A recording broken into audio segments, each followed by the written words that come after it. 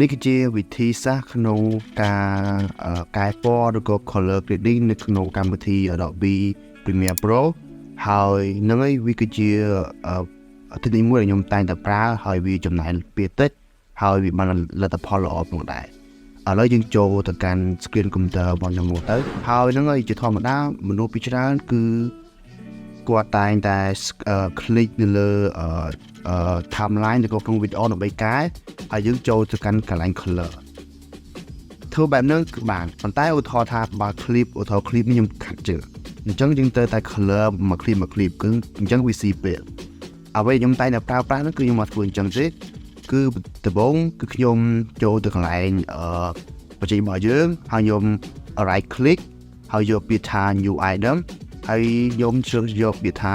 adjustment layer អាកន្លែងបង្កើត adjustment layer ហ្នឹងគឺយើងបង្កើតតែមួយហើយយើងទាញដាក់ក្នុង timeline របស់យើងតោះខ្ញុំបង្កើតហើយខ្ញុំទាញទៅក្នុង timeline អញ្ចឹងជាធម្មតាកាលណាយើងទាញadjustment layer ចូល timeline បើសិនជាវាទៅលើ clip បើសិនជាវាទៅលើគេបងប្អូនមានថាវា crop បន្តលើគេអញ្ចឹងឲ្យតែ clip នៅក្នុងវាគឺបដូរពណ៌ទាំងអស់បើសិនជាយើងកែពណ៌លើ adjustment layer ហ្នឹងអញ្ចឹងខ្ញុំត្រូវតែទាញវាឲ្យពេញមួយ clip ហ្នឹងខ្ញុំទាញហើយតោះខ្ញុំទាញហើយគឺដល់ពេលយើងធ្វើ color grading យើងអត់ចុចទៅលើ clip ទេយើងចុចទៅលើ adjustment layer របស់យើងនេះដូចហ្នឹងមកហើយតោះមកយើងចូលដល់កន្លែង color អញ្ចឹងធម្មតានេះគឺ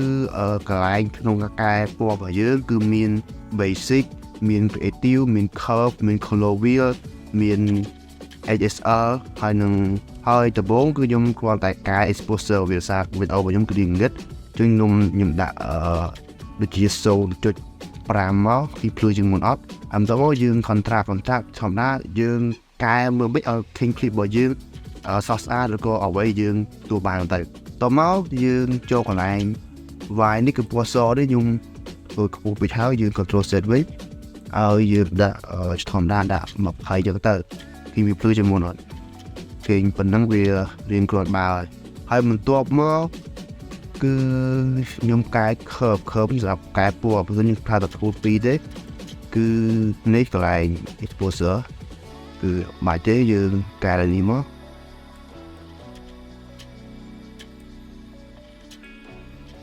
នេះតែប៉ុណ្ណឹងគឺបានហើយតែវាខុសពីមិញកន្លែង color grading របស់ខ្ញុំអញ្ចឹងសរុបមកវិញគឺវីដេអូហ្នឹងគឺគោលបំណងគឺចង់ឲ្យអ្នកគ្នាចេះបង្កើត adjustment layer ក្នុងការកែពណ៌វីដេអូរបស់យើងគឺយើងកុំព្យាយាម click ទៅលើវីដេអូរបស់យើងហើយកែមួយ click គឺវាយូរក៏វាស៊ីពេលដែរអញ្ចឹងជាធម្មតាយើងគួរតែចូលកន្លែង project របស់យើង right click ហើយបង្កើត adjustment layer មកហើយទាញដាក់លើ clip របស់យើងហើយកែតែមួយគឺវាគឺបានទាំងអស់អញ្ចឹងវាគឺជា